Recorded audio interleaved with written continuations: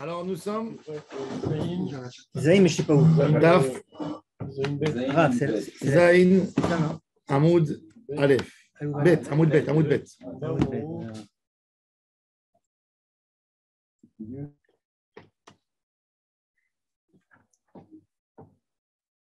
On a dit qu'on fait tout pour donner la joie à un khatan et à une kala. À l'époque de la Torah, quand ils gardaient les règles de la lèpre, s'il y avait un marié, un jeune marié qui a eu une tache de lèpre, ben le Kohen, il n'a pas le droit de lui dire quoi que ce soit et de le définir comme un lépreux pour ne pas le mettre l'écarter. Et donc, il attend 7 jours. Il a fini les jours de Sheva Brachot. Et là, il lui dit, tu as un problème, il faut aller te soigner. C'est-à-dire que la Torah, elle a toujours pris en considération. Il n'y a pas dans la Torah, même quand on a l'habitude de dire que la Torah, c'est ou noir ou blanc, c'est pas vrai. Il y a des endroits, il y a beaucoup de halachot comme ça, qui sont comme des halachot qu'on ne met pas sur les toits, mais qu'on fait attention, on attend. Le Kohen dit, je ne te tranche pas maintenant. Tu es jeune marié, mais fais ta joie. Imaginez-vous à l'époque un khatan lépreux, c'est comme au début du Covid, un homme que la veille de son mariage, on lui a annoncé qu'il avait le Covid. Ouais. Donc, il n'y a pas de mariage. Il y a eu même le Rav Amar, il m'a raconté qu'ils ont eu à Jérusalem un cas de divorce suite à ça. Le khatan, il ne dit pas à la kala qu'il a le Covid. Il fait le mariage. Ils lui ont dit la veille du mariage qu'il avait le Covid. Et le papa de la kala, il vient, il embrasse. Il attrape le Covid. Il attrape le lendemain le Covid. Et le papa de la kala, il meurt après une semaine et demie. Ah ouais, d'accord. Le mec, il a fait moyen de se débarrasser du pauvre. Pas la belle-mère. Tu fais vite, toi. J'essaie d'aller plus vite que lui. Non, parce que j'étais en train de boire. Dites-moi. Il a eu un mazalo parce que j'étais en train de boire. Et j'ai dit, oh là là. T'as dit, bon, hein, le fusil à pompe, il n'a pas mal fonctionné. Il est bon, il est bon. Il a divorcé le mazal. Il a divorcé tout de suite après. Le Rav Amar, c'est lui qui a fait le Par guet. rapport à Il a ça. tourné. Et qu'est-ce qu'il a dit, le Rav Amar, là-dessus? Il avait Prends du Doliprane. Il m'a dit, je ne savais pas quoi dire. Il m'a dit, parce que je ne sais pas qui. A raison. Non. Qui aurait dit, mais quoi, un khatan, il a tellement travaillé pour ce jour. Tout d'un coup, on lui dit qu'il a le Covid. C'est terrible. Mais on ne peut pas être certain qu'il n'y avait que lui qui avait le Et Covid ouais, à c'est ce que cette j'allais époque dire. et que c'est lui qui l'a transmis. Comment toi, lui, l'avait? Non, mais les religieux, ils ont un joker. Hein, ils disent comme une hachamaïm. Bon, en tous les cas, ça s'est passé comme ça. Incroyable. Alors bon, c'est-à-dire que tu ne casses pas à quelqu'un son jour du mariage. Alors,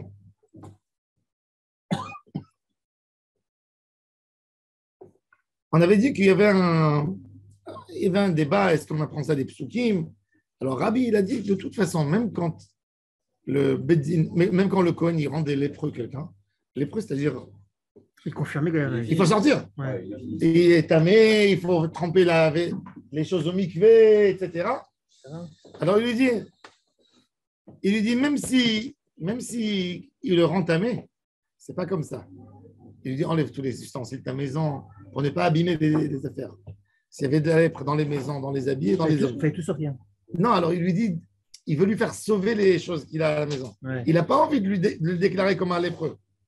Alors, c'est ce qu'il dit Rabbi. Il dit, c'est pas la peine. Il dit, même s'il le vérifie, il lui dit pas tout. Alors, la Gemara, elle dit, Imamtinim lo lidvar areshut, kol sheken shemamtinim lo lidvar mitzvah. On attend qu'il soit bien avec sa femme. De là, on voit qu'un mariage, c'est très intéressant. On voit que c'est l'importance de participer dans un Sheva Brachot, c'est une mitzvah. Tout ce qui aide au couple de renforcer leur union, c'est Dvar mitzvah. Tout ce qui peut aider au couple de renforcer leur union, c'est Dvar mitzvah. À quel point? À un point que c'est Dochet Sarat. T'imagines, quand il voit l'épreuve de non, il doit alerter. Il n'alerte pas. Pourquoi? Parce qu'il est marié, il est dans le Sheva Brachot. On a dit même pour la fête, il n'a pas besoin. Et même dans la fête, on ne rend pas un homme lépreux pendant la fête pour ne pas lui On gâcher rend pas toute sa pur. fête. Alors la Gemara dit Maï Benayu, Amar Abaye, Mashmaou Dorshini Kabenayu, Rav Amar Dvar Hareshut Kabenayu. Dvar Hareshut, c'est quelqu'un il a une occasion de joie, un événement, mais pas un mariage à lui, il n'est pas khatan. Il a un congrès.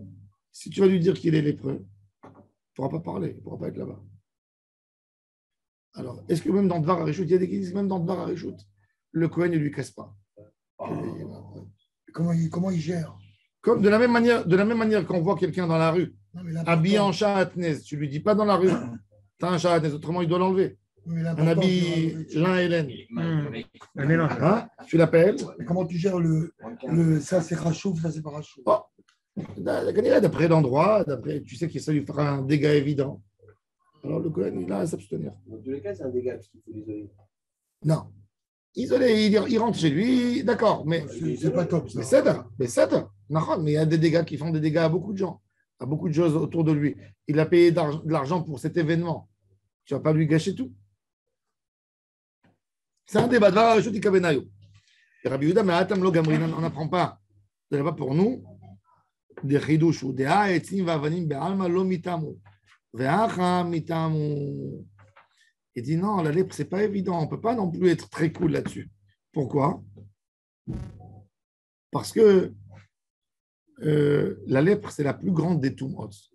Même un mort, c'est moins grave dans certaines choses que la lèpre. Par exemple, quand on a du bois ou de la pierre, une brique, si c'est dans la chambre où il y a un mort, à l'époque, il y avait les lois de pureté et d'impureté, tu touches ça, il n'y a aucun problème. Il n'y a pas de touma là-dessus. Tandis que s'il y a le lépreux qui a touché, oui, c'est tamé. C'est ce qu'il dit. On a besoin quand même de ce texte du Kohen. Que le Kohen, c'est à lui de décider selon les circonstances qu'est-ce qu'il faut faire. Il n'y a pas une touma du corps.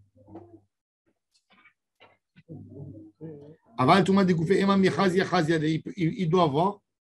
Donc, on a besoin de dire les deux cas. Dans les deux cas, il y a des circonstances. La plaie.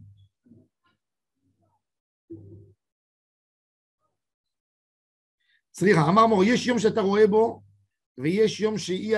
écrit yom, dans le mot yom. Il y a des jours où tu vois, pour te dire, il y a des jours où tu n'as pas à vérifier. Si la lésion se voit, le Kohen, il est tenu de le dire. Oh, il a fait, c'est ce qu'on a dit. On a dit que même dans ça, il y a un débat. Il dit, tu vois, tu tires la conséquence et tu dis rien. Alors, tu me diras après. Maï mashma. Il dit, yeshom shtaroebo ve yeshom she'i ataroebo. Maï mashma. Amar abayim ken lichtov rachmana beyom. Maï uvyom. Shma mina yeshom shtaroebo ve yeshom she'i ataroebo. Il y a des jours que tu n'as pas à regarder. C'est-à-dire les jours de fête. Les jours de fête. Ouais. Le jour de son mariage. C'est pas cachou hors yom. Non, on va voir tout de suite. Hors yom, c'est plus tard. Rava Amar, Kula Kra Yetera, tout le texte, il est inutile, il est là pour t'enseigner plusieurs halachot. Dimken Lichtov Rachmana, Ubeeraot, Mai Ubiom, Shma Mina Yesh Yom Shetaro Ebo, Veyesh Yom Sheyataro Ebo, Ve'abaya Ao Miba Ele Bayom, Ve'lo Balaïla. On n'a pas le droit de regarder des marot la nuit. C'est dommage, j'avais plusieurs que des femmes elles-mêmes. Si je vous montrerai la différence entre les lumières, vous n'allez pas y croire. Ouais, c'est pas la même chose. L'effet de la lumière. En fait, les gens, toujours, ils cherchent dans la maison. Un homme, il va, par exemple, il va à Home Center, il veut faire sa maison d'une certaine... il a été chez quelqu'un, il a kiffé la couleur des murs, et c'est magnifique, je voudrais refaire pareil chez moi à la maison. Et puis, il va, il dit, tu peux me donner la référence il achète la référence. Ça ne fait pas le même effet. Il met chez lui, ça ne fait pas le même effet. Pourquoi? Chez l'autre, il y a des plus grandes fenêtres. Il y a une lumière blanche, il y a une lumière jaune. Il y a la distance entre le plafond, les plafonds sont hauts, les plafonds sont bas. Il y a d'autres meubles qui assombrissent, qui n'assombrissent pas. On ne peut pas s'imaginer à quel point la lumière, elle fait un effet. Le seul moyen de vraiment voir clair et propre, c'est la lumière du jour. On savait quoi. Une lumière qui est égale de partout, pas non plus le soleil qui tape là-dessus. Et donc, qu'est-ce qu'il faut faire? Il faut se mettre dans un endroit qui n'a pas le soleil qui tape directement, qui éblouit, mais qui a assez de rayons et de lumière du jour. Et on vérifie en journée et pas la nuit. Il y a des rabbinim qui prennent sur eux la responsabilité. Un jour, j'étais avec le Rav Mordechai aux Zichronot Livracha. On était dans sa voiture le soir, et il y a un monsieur qui est venu lui poser une question. Il était comme ça, il a allumé la lumière en arrière et il regardait à la lumière de la voiture. Vous savez, je parle dans les années 90. Voilà, la lumière jaune. Je dis, Rav, comment vous vérifiez la nuit à la lumière de la. Mais toutes les femmes, Non, ils n'avaient pas la nuit. Ah, mais On vérifie toujours avant la shkia. Il faut savoir est-ce qu'elle va au mikvé. Alors, il m'a dit, mon fils, moi, je calcule Là, je pars. la différence de la lumière était tellement fort. Le Rav Andrea, où il y avait une fois une journaliste, elle a voulu se moquer de lui. Elle est partie, elle a pris un poulet qu'elle a égorgé, elle a mis le sang sur l'habit, elle est partie montrer au Rav Mordechai. Dès qu'il a vu, il lui a dit c'est un poulet. Et il y avait un Rav à Bnei Brak. Incroyable. Si je vous raconte, vous n'allez pas y croire. Il y a une femme, elle ouvre son armoire, elle prend le drap pour mettre sur le lit, elle voit que le drap il est taché. Elle le sort de l'armoire. Ouais, mais elle se dit, maintenant c'est une femme qui était ménopausée. Elle dit quoi? J'ai pas vu que je dois aller au mikvé. Avec son mari, et elle était paniquée. Elle prend le drap, elle donne à son mari, elle dit va l'amener chez le Rav Wosner. Le gars, il arrive chez le Rav Wosner. Le Rav Wosner, il regarde, il rigole, il dit c'est un sang de vierge. Quoi? Elle appelle son mari. Non, ça, c'est direct. Ils ont eu peur. Ah, il y a de quoi? D'abord, le mari dit tu me prends pour un maboule. C'est quoi cette histoire? Il rentre à la maison et il dit à sa femme écoute, non, ils n'ont pas, les enfants, il s'avère qu'ils sont partis 3 Shabbats ou 4 Shabbats avant chez un de leurs enfants et une voisine qui a demandé pour un Shabbat Ratan, elle a demandé la maison. Le Rav qui arrive à distinguer entre un sang, même aujourd'hui le plus grand des génicaux, je ne crois pas qu'il arrive, tu lui amènes 2 taches, tu lui dis, en regardant rien que la tâche, dire ça c'est du sang de vierge et ça c'est du sang des règles. La Gemara a dit que Rabbi Elazar, il sentait le sang, il savait dire à l'odeur, ça vient d'une maladie, ça vient de ça, c'est un sang du pied, il savait tout dire. Et Rav Wosner, il a dit un jour à quelqu'un que moi j'ai appris chez lui, il a dit moi, je sais le sentir, mais comme la Gemara elle a dit qu'il n'y a plus personne qui est arrivé à ce niveau, je n'ai pas envie de casser les choses de la Gemara. Mais il était tellement fort. Le Rav Toufik, il avait vu dans le Dash Toufik, que ma femme Vitaneux. avait fait fausse couche. C'est un Rav, un grand ami. Il a pris comme ça, il a regardé, il m'a regardé, il m'a dit ta femme, elle a fait une fausse couche sur la couleur du sang. Rav Toufik. Non, ils ont des. Non, pas du tout. Ils ont des. Il y a des tamis quand tu vois. Toufik, il s'appelle. C'est pas les bonbons, c'est son nom. Rav Toufik, c'est un grand. C'est le plus grand de bêta. Tu peux lui dire de donner du cavode à celui-là, là. Rav Toufik, enfin. Tov. Alors il dit, alors qu'est-ce qu'on apprend de là? Alors il veut te dire qu'on n'a pas le droit de regarder Bayom, Velo Balaïla. Ça a une influence, une tache sur la peau. Et il arrive chez le Cohen le soir, le Cohen il voit, il n'y a pas la bonne lumière. La lumière du soir, elle rend la tâche plus forte. Elle rend la tâche beaucoup plus forte. Il va le rendre tamé, le pauvre, et il n'est pas tamé. Donc, il n'a pas le droit, le Cohen n'a pas le droit de regarder le soir. Makish rivim les negaim, ma rivim bayom af negaim. De là, on apprend aussi que le din Torah, il ne se fait pas le soir, il se fait en journée. Pourquoi c'est important pour le Dayan de voir l'expression de la tête des gens qui sont devant lui quand il juge, quand il parle, quand il interviewe, quand il pose une question. Oui. Et Verava Bayom Velo Balaïla Min Aledou, il apprend lui. Nafkalem, il est kol mar'e ena kohen. Abaya ou mibaele le mi'ote souma be'achat menav. Lui, il dit non.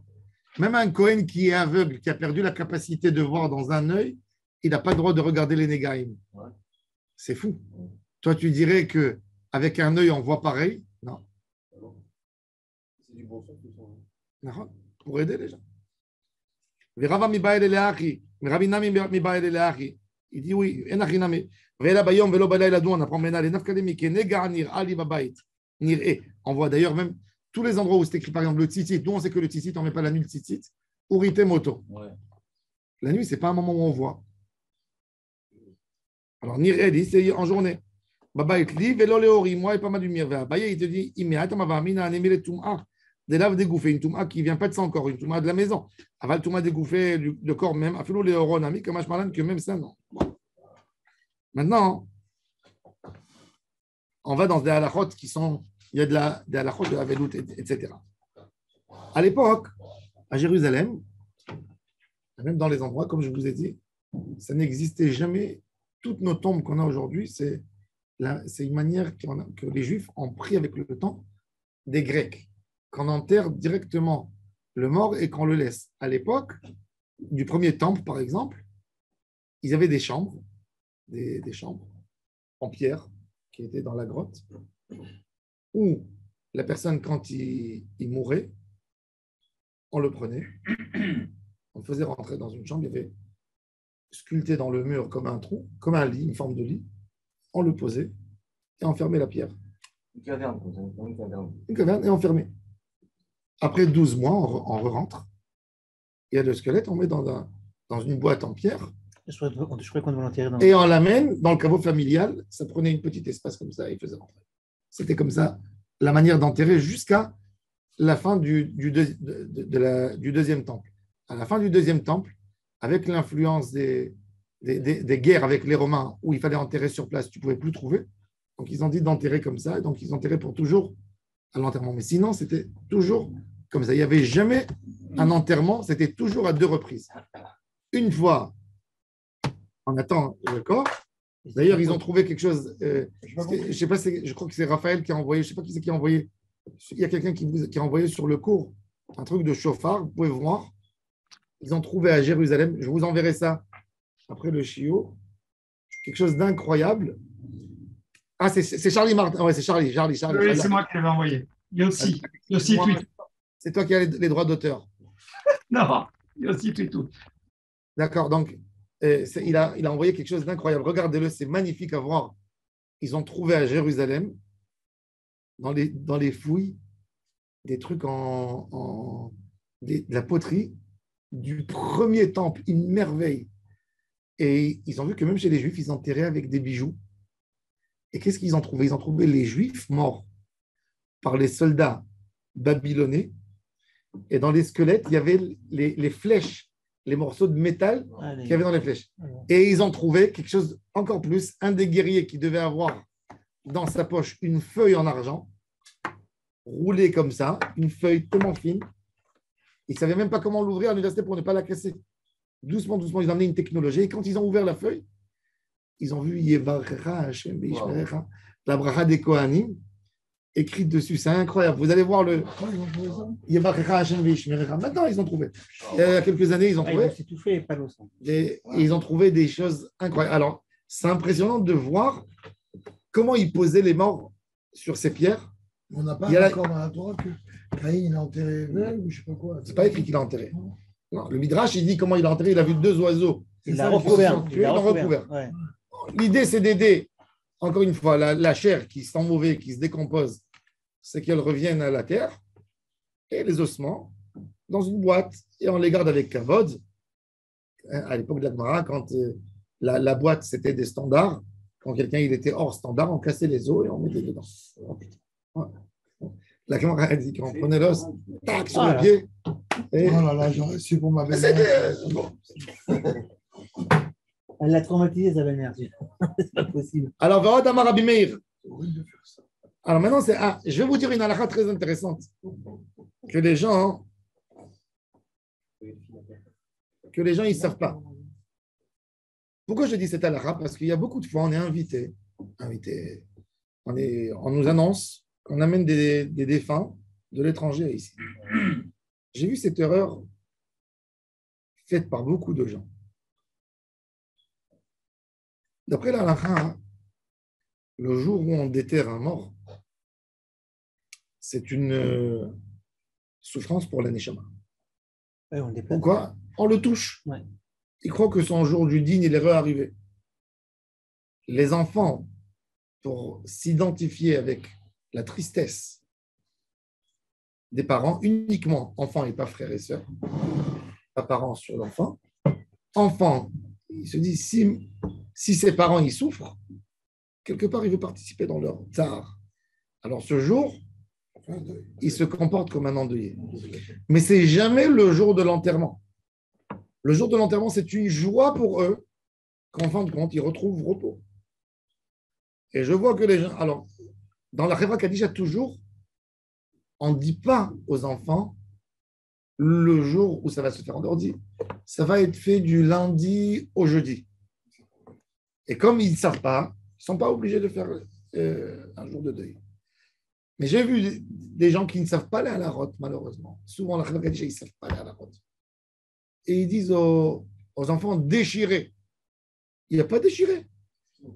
Il n'y a pas à déchirer. Adraba, c'est un jour de joie. La Mishnah, vous allez voir tout de suite comment la Mishnah dit que c'est un jour de joie.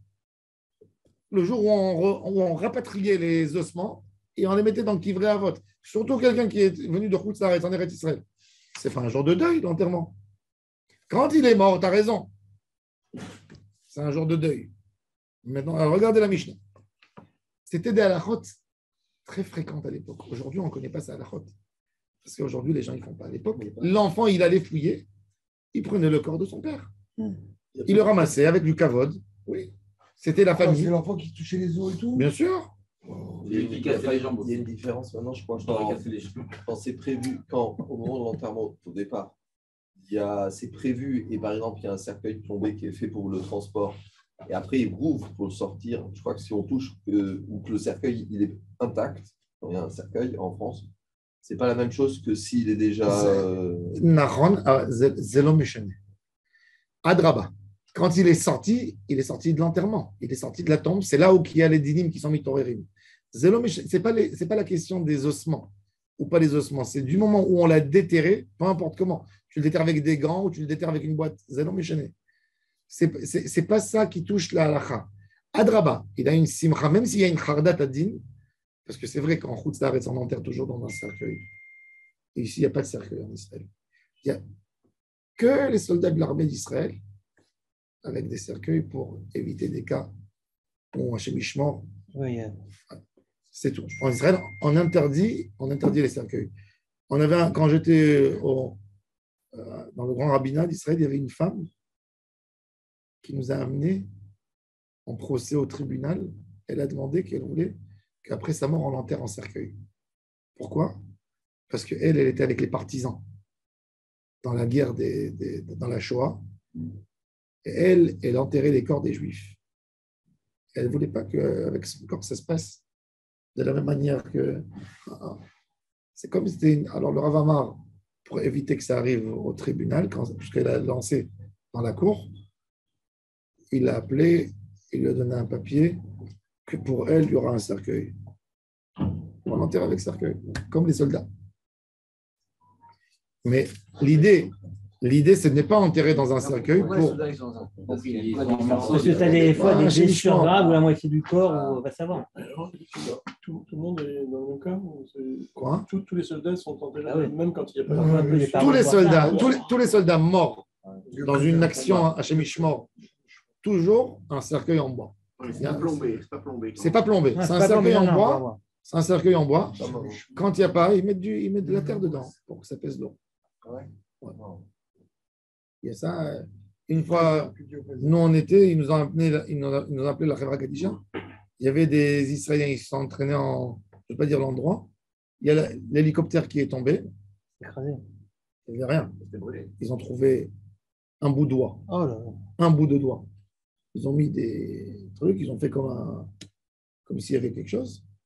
Ils ont mis du poing, c'est tout. Il n'y avait rien. C'est le seul endroit pour que la famille elle puisse venir se recueillir. Mais c'est qu'un souvenir en fin de compte. Il n'y a rien dedans. Bon. Voilà. Il y a des cas durs. Alors bon, alors en tous les cas, c'était la notion du Likut Atzamot, c'était très, très fréquent à l'époque.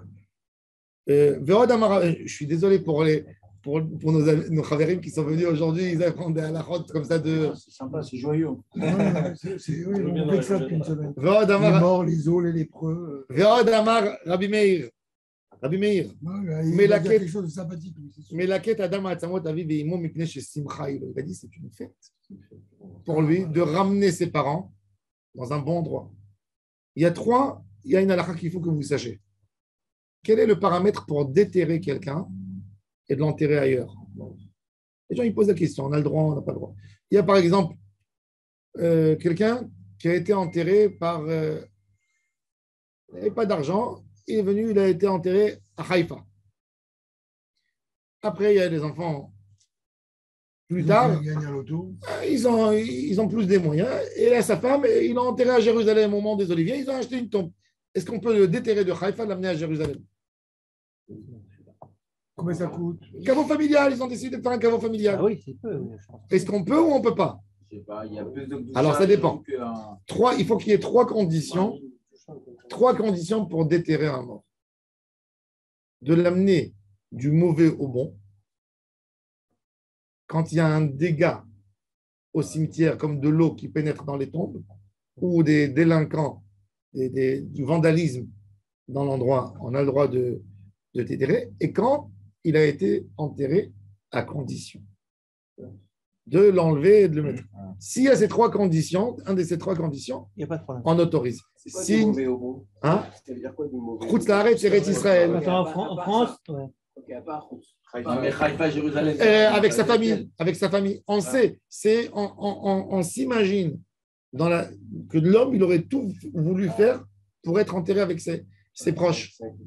C'est un critère et on autorise. Maintenant, ce n'est pas dans tous les cas. Par exemple, tous les tombes qu'on fait aujourd'hui, Kvurat Sanhedrin, les tiroirs, on ne laisse pas. Il y a eu quelques cas comme ça a commencé il y a quelques années. Il y a une femme qui est venue qui a demandé de déterrer son frère qui était dans un truc comme ça pour l'amener dans un caveau familial. Et le rabbin a refusé. Pourquoi il a refusé? Parce qu'il a dit que quand ils mettent le corps là-bas, il n'y a pas moyen de rentrer et de ramasser avec respect. Il faut tirer avec des pinces. Et tu ne peux pas déterrer. Normalement, c'est compliqué. Quand ça rentre, tu ne peux plus sortir. Il y a des tiroirs, comment Non, c'est pas Ikea. Non, il faut rentrer. Peut-être aujourd'hui, peut-être.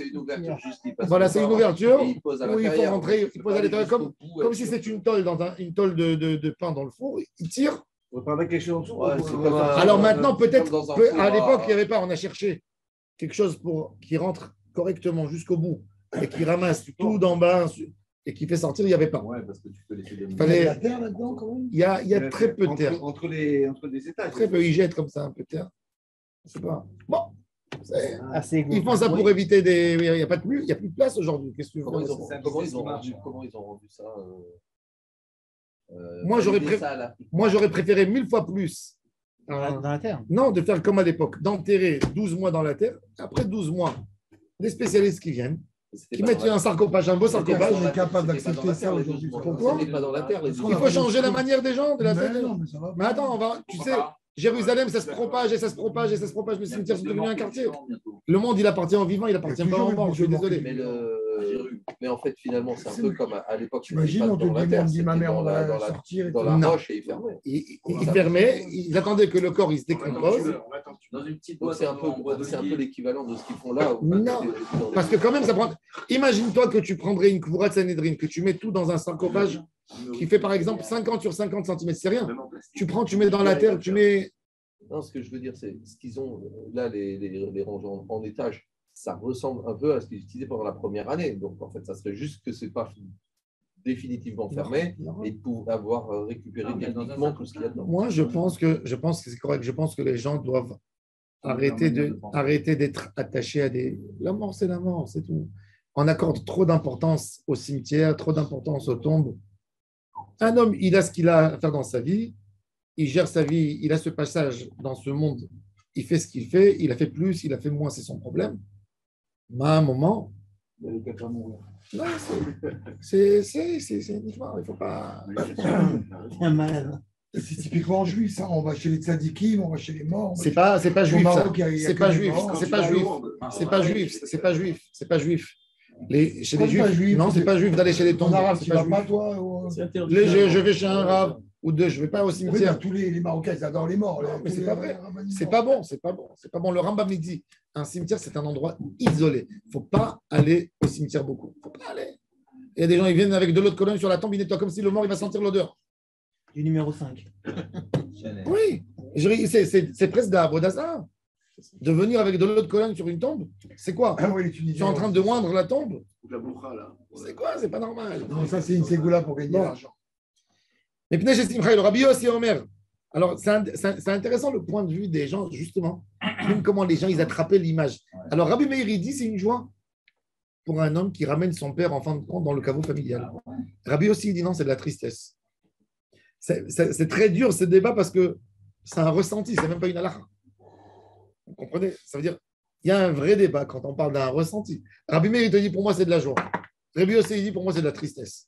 Comment tu peux trouver un juste milieu entre les deux? Il y a des cas de figure, quoi. Ça dépend des cas de figure.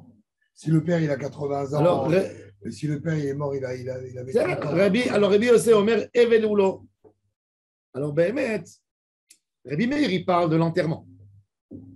Rabbi aussi, il parle quand un homme, il touche du dépouillement, quand l'homme, du déterrement, quand il déterre, il dit, ça c'est mon père, cet homme joyeux, il reste. Alors, ça, c'est un tsar. Rabbi aussi, il parle d'une étape. Rabbi Meir, il parle de l'idée en général. L'idée en général, oui, l'homme, il a mis de l'argent. Il a mis pour remettre son papa Bekavod. Il a fait. Alors, lui, il regarde le. Mais j'ai pas compris, un enfant, il ne va pas enterrer son père. Pardon? Un enfant, il ne va pas enterrer son père, c'est un saut. Pourquoi? Ça veut dire quoi? Pas enterrer son père. Ça veut dire quoi? C'est que de la Kabbalah, c'est pas de la. Quoi, Jérusalem, il n'y a pas, c'est pas. Non, Ah, ces trucs, il a demandé. Tous ses enfants, ils ont été. non, c'est que dans le moment, tu as Oui, raison, l'enterrement. c'est que dans le moment de l'enterrement. Mais là, c'est plus un enterrement. Là, c'est déjà 12 mois sont passés. Parce qu'il faut. Ah, j'ai oublié de vous dire une halakha. Non, non. J'ai oublié. Voilà, j'ai oublié de vous dire une halakha intéressante.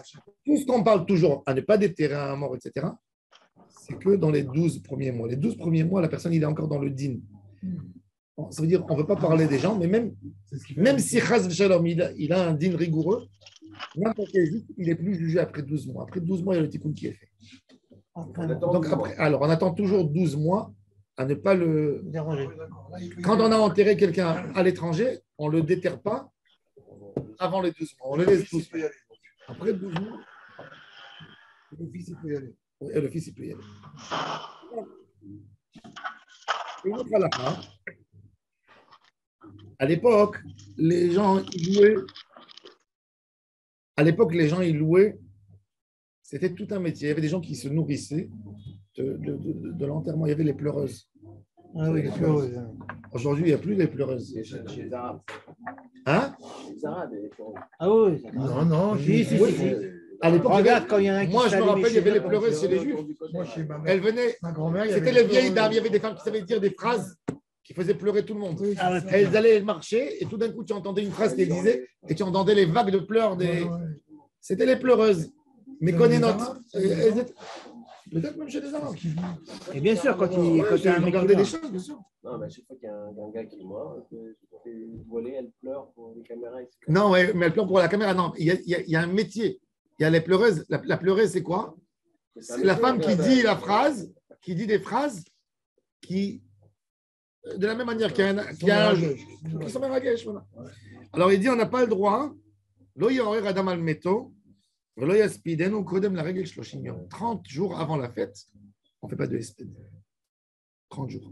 30 jours avant Pessah, ça veut dire depuis le 15 Adar, on ne fait pas de espédim.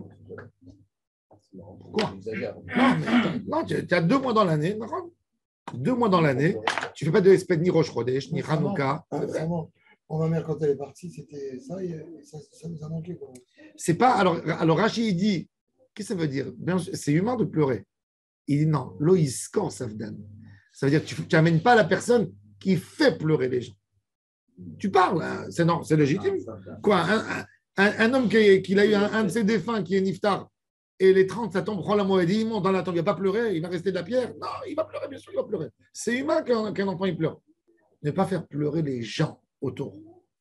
Au Maroc, d'ailleurs, ils montaient. C'est bizarre, mais ils prenaient des occasions comme Chol HaMoed, que toute la famille ne travaillait pas, pour monter au cimetière. C'était l'occasion pour eux d'aller faire des hashkavot. Et bon, ça pleurait, peut-être, quelques larmes, mais c'était comme ça. Ils montaient Chol HaMoed au cimetière, ça ne leur pose pas de problème. Les Juifs de Tunisie, les Juifs du Maroc, c'était les jours de l'année où les hommes ne travaillaient pas, tout le monde était à la maison, toute la famille était là. C'était l'occasion d'aller au cimetière. C'est ce qu'il dit. Donc, on a quelques halachot. On a le débat. Est-ce que le Likut Atzamot, il a le droit de se faire Chol HaMoed? Débat entre Rabbi Meir et Rabbi Yossé. On a Lo Yorer Adam al Meto, Velo Yaspidenu Kodem Lagé Shloshim. Bon. La Gemara dit Ruminu Amelaket Atzamot Aviveimo Arezemit Abel Alehem Kol Hayom. Celui qui ramasse les ossements de ses parents, toute la journée où il a ramassé les ossements, il est mitabel allé. C'est quoi? C'est le jour du déterrement. Il a fait. Et après, regardez. Même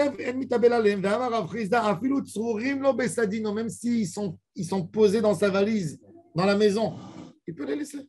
Ça peut durer 6 mois. Mon cher Rabbeinu, 40 ans, il avait Yosef dans une valise, dans sa cercueil. Cercueil. Tu peux l'appeler comme tu veux. D'accord? Un sac à dos. Il avait un sac où il y avait Yosef. C'est complètement. Mais non, c'est vrai, il a raison. Oui. Parce qu'il ne peut pas amener. Le cercueil était plombé, c'était du plomb, de la Haute-Ferrette qui était au fond du Nil. Combien ça pèse un squelette? Non, vivant, ça peut être. Non, un squelette, combien ça pèse un squelette? Le squelette d'un homme qui vit, il y a de l'eau. Non, un squelette d'un mort. Combien? Non, tu parles du squelette, Ouais, pas du 7-8 kilos, 7-8 kilos maximum. Le squelette, pas 7-8 kilos, tu rigoles. Mais non. Même pas. Je pense même Mais si, la tête, elle est lourde, la tête, elle fait au moins 2. Mais non, il n'y a même plus la. Mais non, vivant, c'est 4,5. Non, avec l'os. Écoutez, je suis bouché, je m'y connais en os quand même. Je vous dis, c'est 8 kilos. Écoutez, non, mais quand c'est sec, il n'y a pas d'humidité. Quand c'est sec, il a raison, il n'y a plus d'humidité. C'est comme un bout de bois tout sec, quoi. Ah, c'est complètement. Ouais. Je suis pas spécialiste dans le. Non, moi je te dis, on ne parle pas des os à moelle que tu nous vends. 4 kilos. Des os humains. 4,5 kg pour un homme, 3,5 kg pour un C'est ça, tu vois, je te dis Ok. 4 kilos. Non, c'est pas beaucoup. Voilà, mais C'est léger. Donc, il mettait ça dans une valise. Alors, il dit, Afilu tsurim lo besadino. Amar Abaye, Ema mipne shesimchat haregel alav. Il dit, Abaye, il a dit, tu sais. 10 kilos, c'est la limite de mesure. Alors, Abaye, il a dit que, parce qu'il y a la joie de la fête, elle est tellement importante qu'elle ne laisse pas l'homme. Ça veut dire, pour Abaye, presque, il faut le faire ces moments-là. Ouais, c'est important. À mon avis, pourquoi la Mishnah, elle a parlé de ça? Comme je vous ai dit, à l'époque, dans les fêtes, tout le monde était à la maison. C'est le moment où tu te réunis. Donc, c'était aussi l'occasion de ramener, justement, le défunt dans le caveau familial. Il y aura tout le monde. C'est vraiment une autre mentalité aujourd'hui. C'est une autre mentalité. Hein. On vit autrement. Est-ce que vous avez pu imaginer qu'à l'époque, dans les jours fériés, les ouvriers, on les payait à moitié? On a dit dans la Gemara que les jours fériés à l'époque, tu louais les gens qui étaient pauvres, ils cherchaient du travail. Ils étaient prêts à être payés la moitié pour travailler un jour férié. Donc le Bedin, il a embauché les gens les jours fériés pour payer moins cher. Aujourd'hui, ça a changé. À l'époque, il te dit, justement, selon Abaye, il te dit, déterre les morts, crois la moed, pour avoir moins de tristesse. Parce que tu as déjà la joie de la fête. Allez, on est gai, on n'est pas. Et de là, ouais, c'est-à-dire que quoi? Que l'homme, il s'est adopté des modes de comportement. C'est vrai, comme Rabbi Meir. Mais non, ça veut dire que même l'humanité, elle a adapté des comportements qu'elle a transmis. Mais en réalité, si tu recalcules, tu peux arriver à d'autres conséquences. Malheureusement, on est influencé par les idées de nos ancêtres, d'un public, d'une coutume que tu n'arrives même pas, ça devient tellement puissant que pour toi, tu rends ridicule celui qui n'est pas comme toi. Mais en réalité, lui, il a une autre vie. Quand toi, tu vois les hindous qui brûlent les morts comme ça, tu dis, c'est cruel. Non, pour eux, c'est toi le cruel. Il ne faut jamais avoir un préjugé sur un homme. C'est des habitudes. Même tout ça, la Torah, elle n'a pas parlé de tout ça. Toutes ces règles, la Torah, elle a dit, il y a une chose pour la Torah. La Torah, elle dit, un corps d'un homme doit être couvert. Il ne faut pas humilier l'être humain. La Torah, elle te dit, même un assassin que tu as tué, qu'il a été tué et il a été pendu dans la ville, il dit, ne le laisse pas pendu la nuit, qu'il est là, Elohim Talou. Il y a l'image d'Hachem. C'est respect à l'homme. Mais il n'y a pas la notion, la Torah n'a pas dit comment faire disparaître le corps. Alors, après avec la Kabbalah, on dit que l'incinération, elle montre qu'il n'y a plus rien. L'incinération en soi, elle n'est pas interdite. L'incinération pour ce qu'elle symbolise.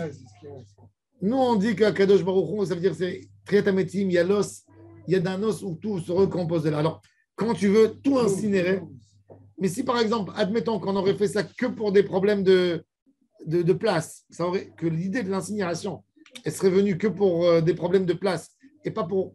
Qui c'est qui a inventé l'incinération? C'est des athées à l'époque. Ça a commencé par là. Les francs-maçons et d'autres qui ont inventé la notion d'incinérer. Pas pour garder sur le Kadour Haaretz. Non.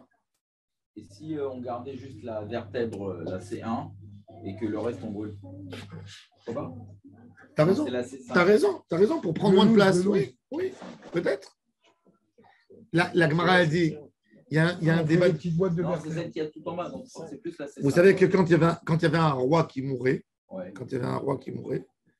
on prenait tous ces objets précieux, pas les diamants, etc., qu'on transmettait, mais tous ces objets perso, pour ne pas que ça arrive à de mauvaises mains, on les brûlait. Genre son vélo. Sorfim à la Melachim. Sorfim, on brûlait tout.